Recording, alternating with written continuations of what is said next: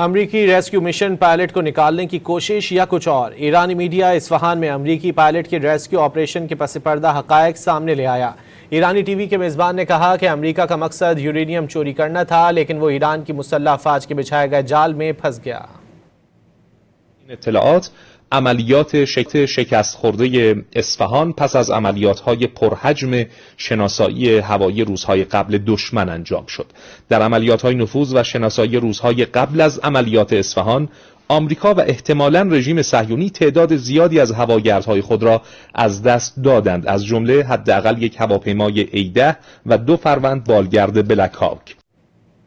این اطلاعات عملیات شکست خورده اصفهان پس از عملیات‌های پرحجم شناسایی هوایی روزهای قبل دشمن انجام شد.